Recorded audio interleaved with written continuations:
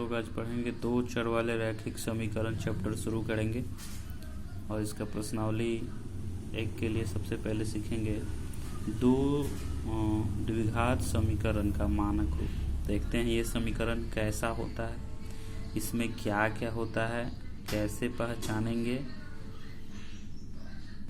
इसका मानक रूप होता है ax² plus bx plus c a is equal to not zero. मानक रूप ax² ये a है plus bx plus c is equal to zero, a is equal to not zero. a का मान जीरो नहीं होना चाहिए। जैसे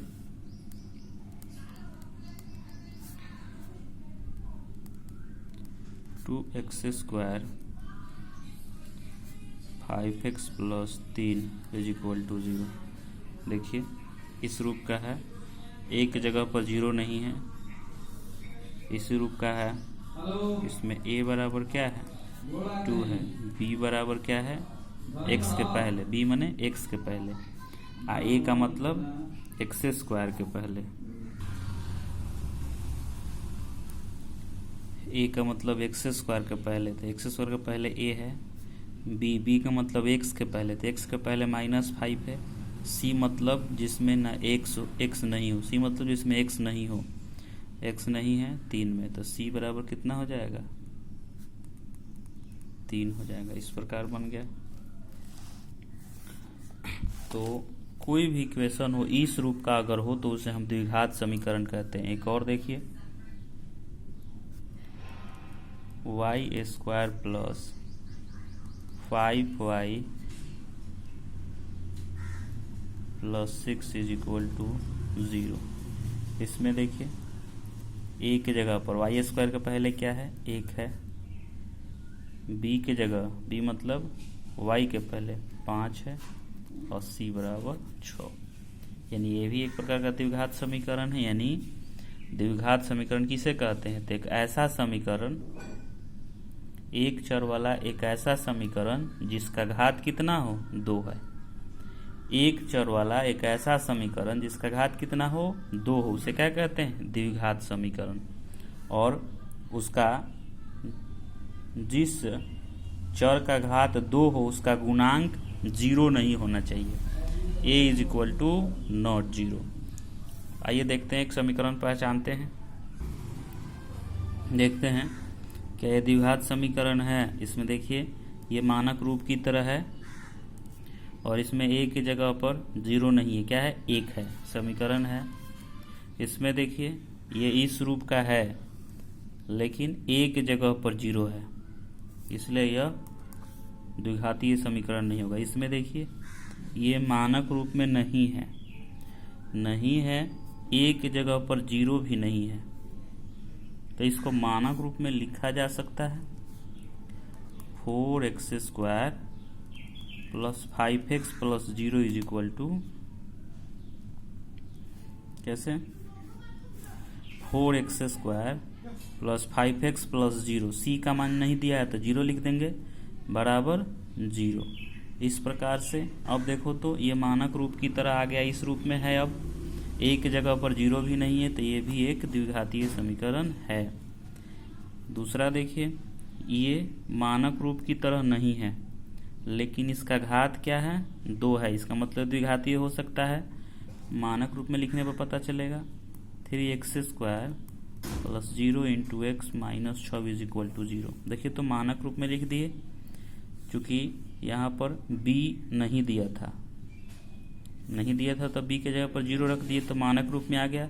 a बराबर 3 है, b बराबर 0 है, c बराबर -6 है। अब देखिए तो a के जगह पर 0 नहीं है 3 है, तो इसका मतलब ये भी द्विघातीय समीकरण होगा। इसमें देखिए इसमें चर x है, उसका घात अधिकतम 2 है, ये भी द्विघातीय समीकरण होगा, इसलिए घबराएंगे नहीं। एक और देखते हैं। देखिए कभी कभी आपको भुलवाने के लिए ऐसे भी दे सकता है, तो यहाँ ध्यान से देखिए x² है लेकिन ये मानक रूप में नहीं है, तो मानक रूप में नहीं है तो इससे पहले सॉल्यूशन करो, जो हो सकता है सजातीय है। एक तरफ लाएंगे x² को, अब x² कैंसिल हो गया, 4x plus 5 is equal to 0 में x² तो अब है ही नहीं, जब एक्स स्क्वायर नहीं है तो इसको मानक रूप में जब लिखोगे तो 0 into x square plus 4x plus 5 is equal to 0। इसमें a के जगह पर तो 0 आ गया, इसलिए क्या हो जाएगा, ये द्विघातीय समीकरण नहीं होगा। एक और देखिए, देखने से लगता है कि इसका घात 1 है, लेकिन इसका हल कीजिए, पता चलेगा कि ये द्विघातीय समीकरण है। x के नीचे 1 है, x और 1 का एलसीएम पहले निकालेंगे, एलसीएम निकालेंगे तो x आता है। अब x से x में भाग देंगे, 1 आएगा, 1 में 1 से गुना करेंगे 1, अब 1 से भाग देंगे, 1 से भागते x आएगा, x में गुना करेंगे तो x स्क्वायर बराबर 4, x इधर भाग दे, उधर जाएगा तो क्या करेगा, गुना करेगा, तो 4x हो जाएगा। एक्स स्क्वायर 4x को इधर लाते हैं, 4x plus 1 is equal to 0। देखिए तो ये द्विघातीय समीकरण में आ गया, मानक रूप में आ गया, x के पहले 0 नहीं है, 1 है, सब कुछ, ये भी द्विघातीय समीकरण। तो इसलिए घबराएंगे नहीं, जब ऐसे दिखेगा तो हल करेंगे। ओके, कभी कभी ऐसे भी पूछ देगा, कहेगा कि बताइए कि यह द्विघातीय समीकरण है कि नहीं है, x³ बटा x square plus 4x plus 6 is equal to 0। तो ध्यान से देखें, केवल कहीं दो नहीं देखना, इसको पहले हल करेंगे। इसको कट सकता है ना, पावर ऊपर 3 है नीचे 2 है, तो कटेगा तो क्या हो जाएगा, x बचेगा। अब इसको लिखेंगे x plus 4x plus 6 is equal to 0। तो 4x और x इतना हो जाएगा 5x plus 6 is equal to 0। अब देखिए तो ये मानक रूप में नहीं रहा, एक्स स्क्वायर इसमें है ही नहीं, और मानक रूप में लिखेंगे 0 into x square plus 5x plus 6 0। a के जगह पर 0 आ गया, इसलिए भी नहीं होगा, इसलिए बनाएंगे, घबराना नहीं है। इसके पहले हम लोग पढ़े हैं एक चर वाला रैखिक समीकरण, याद होगा आपको, 2x plus 4 is equal to 0। एक चर वाला रैखिक समीकरण, इसका हल कितना आता था, 1। उसके बाद पढ़े हम लोग दो चर वाला रैखिक समीकरण, दो चर वाला रैखिक समीकरण, इसका हल कितना होता था, अनंत। अब हम लोग पढ़ेंगे दो घातीय समीकरण, जिसका नाम है द्विघातीय समीकरण। क्या नाम है इसका, द्विघातीय समीकरण। तो इसका घात 2 है, इसलिए हलों की संख्या कितना होगा, 2। अगर त्रिघातीय समीकरण आपको मिल जाता है, ठीक है, क्या त्रिघातीय समीकरण, तो घात 3 है, इसलिए हल का एगो होगा 3 गो। अगर चतुर्थ घातीय समीकरण मिल जाता है तो आपको हल कितना होगा, तो आपका हल हो जाएगा 4 गो। इस तरह से जितना घात होगा उतना हल आएगा। त्रिघातीय है तो 3 हल, द्विघातीय है तो 2 हल। अब कैसे हल निकालने के हम आगे देखेंगे, ठीक है, एक एक करके समझेंगे। सबसे पहले केवल आपको वर्ग 10th में द्विघातीय समीकरण के बारे में सोचना है इस चैप्टर में। तो आइए निकालते हैं इसका हल। क्या x बराबर 2 इस समीकरण का हल या मूल है, हल का मतलब होता है मूल। तो x बराबर 2 इस समीकरण का हल है कि नहीं जांचना है। तो x के जगह पर 2 रखकर समीकरण को हल करो, कोई भी हल जांच सकते हैं। अगर दोनों तरफ बराबर आ जाता है तो समझेंगे कि यह हल है, अगर बराबर नहीं आता है तो समझेंगे कि यह हल नहीं है, यानी हल समीकरण को संतुष्ट नहीं करता है। देखिए दोनों तरफ इक्वल आ गया, अर्थात x बराबर 2 समीकरण को संतुष्ट करता है। क्या लिख देंगे, समीकरण को संतुष्ट करता है, इसलिए हल है। आसानी से लिख सकते हैं, तो हल जांच सकते हैं। अब इनका हल करना, एक्स स्क्वायर बराबर 4, क्योंकि इधर वर्ग कर रहा है, वर्ग को इधर भेजेंगे तो क्या करेगा, वर्गमूल कर देगा। तो 4 का वर्गमूल कितना आएगा, -+2, अर्थात x का हल आ गया एगो 2 और फिर एगो -2, एगो 2 प्लस एगो -2।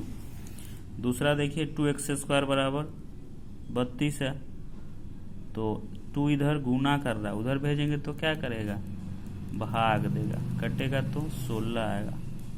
एक्स स्क्वायर बराबर 16, स्क्वायर कर रहा है, वर्ग कर रहा है, उधर भेजेंगे तो वर्गमूल करेगा। तो x का मान कितना आ गया, +-4, यानी x बराबर +4 और एगो -4। इसी तरह यहाँ देखिए x स्क्वायर 3 इधर भाग दे रहा है, इधर जाकर क्या करेगा गुना, तो 3 के 9, फिर वर्ग कर रहा है, इधर भेजेंगे तो वर्गमूल